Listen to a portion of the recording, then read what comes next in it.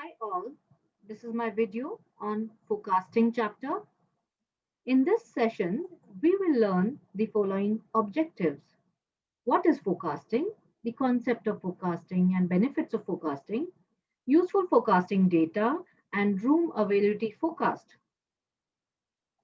What is forecasting? A forecast is a studied prediction of the future. Forecasting is the process of using past events to make systematic predictions about the future. Forecast means to say, with the help of information, what will probably happen in future. Thus, forecasting is the predictions of future happenings based on the precise analysis of the data available rather than any guesswork. Forecasting plays an important role in short-term planning. Let's see the concept of forecasting. A technique uses historical data as inputs to make informed estimates that are predictive in determining the direction of future trends. First, hotel utilize forecasting to determine how to allocate their budgets or plans for anticipated expenses for an upcoming period. Most important short-term planning performed by front office managers is forecasting the number of rooms available for sale on any future date. Room availability forecasts are used to help manage the reservations process and to guide front office staff in effective room management. Occupancy forecast can be used with the room availability forecast to determine the occupancy percentage expected on any given date. Let's see few benefits of forecasting. In the hotel industry, reservation forecasting is very useful in the following ways. It helps the reservation or revenue manager to project future volume of business and the revenue that would be generated by the hotel. The volume of reservations will help the front office manager and the management of the hotel to plan the following. Staff requirement in each department for the smooth functioning of the hotel. Minimum inventory of items required by each department to carry out their task efficiently. Allocation of resources to serve the guest in the best possible way. Maintenance and replacement requirements of the furniture, fixtures, and ultimately the property, as the wear and tear of these depends on the numbers of people using it. Special arrangements to be made for the arrival of groups, CIP, that is commercially important person, and VIPs. The reservation forecast will provide the necessary data to the reservation manager to practice yield management. We have also learned in previous chapter of revenue management about selective overbooking based on the reservation forecast. The forecast data provides information about the lean days when the occupancy will be low. The sales department may take necessary action to attract business during those durations. The forecast data will also reveal the sold out dates, which will ensure that the reservation agent does not accept reservations for those dates. Let's see the forecasting data. Let me explain you first about forecasting data. The forecast availability and the occupancy numbers are very important to the daily operations of the hotel. Room occupancy forecast can be useful to those front office managers who are attempting to schedule the necessary number of employees for an expected volume of business. Housekeeping department primarily would need this information to properly schedule room attendance. F&B managers would require the information for the same purpose, while the chef needs this figure to determine how much food to order for the restaurants and various other outlets.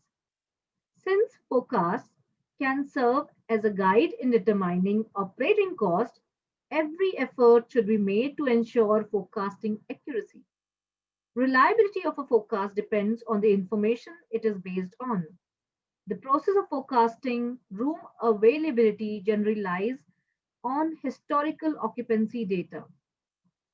To facilitate forecasting, the following data, occupancy data, should be collected for the past trends and for the same period. First, the number of expected room arrivals, number of expected room walk-ins, number of room stayers, which are also called as in-house guests for that particular night, number of expected room no-shows, number of expected room understays, which means checkouts occurring before the expected departure date, number of expected room checkouts, and number of expected room overstays, which are checkouts occurring after the expected departure date. Some hotel with a very high double occupancy percentage may be as concerned with guest counts as with room counts. For example, an all-inclusive resort with a large amount of business from vacationing couples may want to forecast guests as well as room count activity. Let's see the availability forecasting. Forecasting is a difficult skill to develop. The skill is acquired through experience, effective record keeping, and accurate counting methods. Experienced front office managers have found that several types of information can be helpful in room availability forecasting. The forecasting of room availability is done not done on mere guesswork. Forecasting the availability of rooms requires the following information about the past trends in the same period. Information that can be helpful in room availability forecasting, which are a thorough knowledge of the hotel and its surrounding area, a listing of special events scheduled in the surroundings geographical area. Second, the market profiles of the segment, the hotel services, and business profiles of specific groups booked for the forecast dates. Third, the occupancy data for the past several months and for the same period of the previous year. Reservation trends and a history of reservation lead times, how far in advance reservations are made, and the number of cancellations received during that period. The number of guaranteed and non guaranteed reservations, and an estimate of the number of expected no shows. The percentage of room already reserved and the cutoff date for rooms blocks held for the forecasted dates. Plans for remodeling or renovating the hotel that would change the number of available rooms, constructions, or renovating plans for competitive hotels in the area. Let's see certain formulas which are required in calculating room availability for forecasting. The first formula is percentage of no-shows. The percentage of no-shows is calculated by dividing the number of room no-shows for a specific period of time by the total number of room reservations for the same period. The percentage of no-show indicates the proportion of reserved rooms that the expected guest did not arrive to occupy on the expected arrival date. This ratio helps the front office managers or any managers decide when and if to sell rooms to walk-in guests.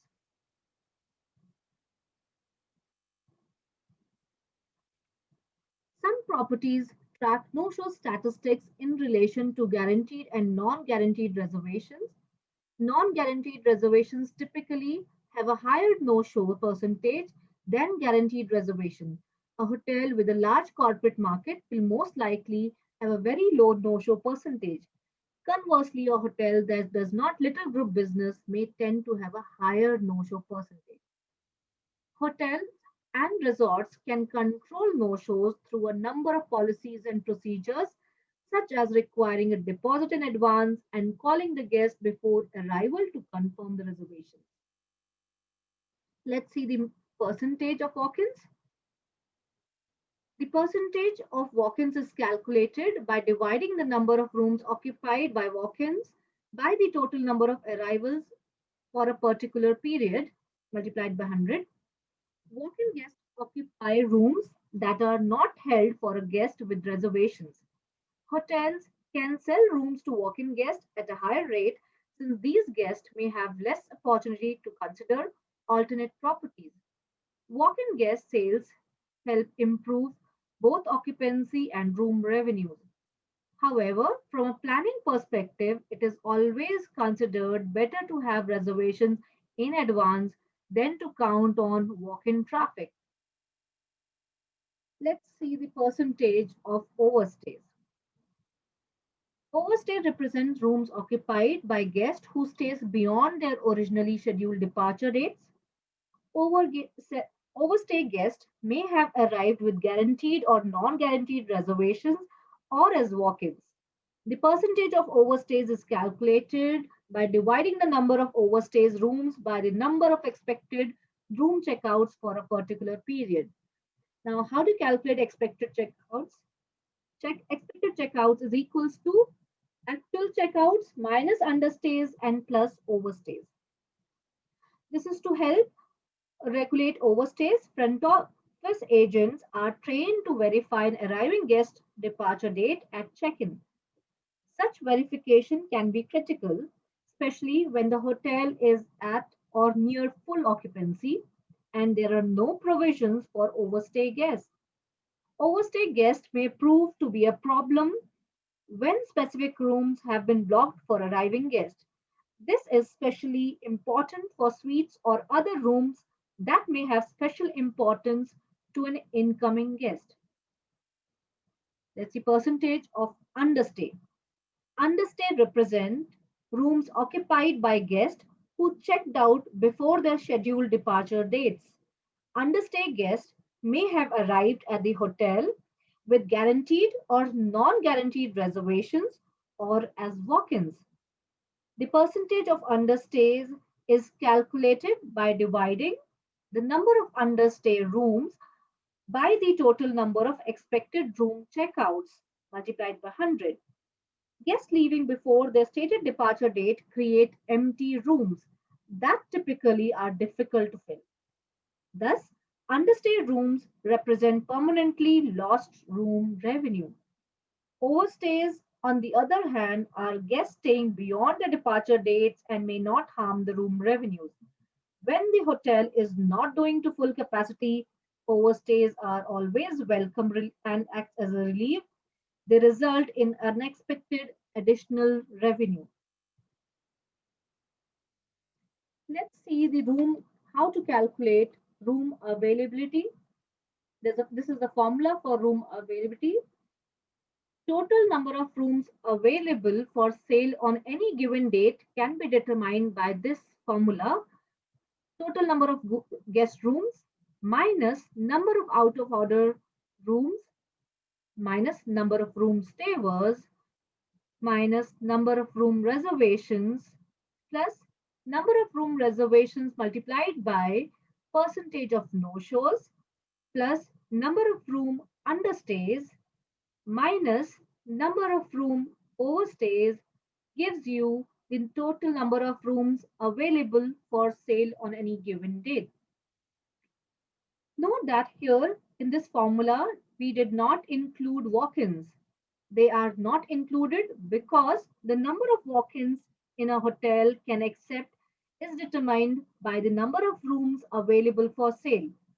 If a hotel is full due to existing reservations, stayovers, and other factors, it cannot accept walk-ins.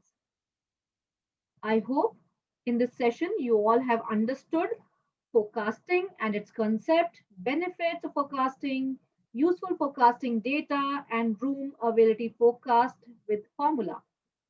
In our next video, we will learn the operational forecast and the various forecasting techniques. Thank you for watching my video.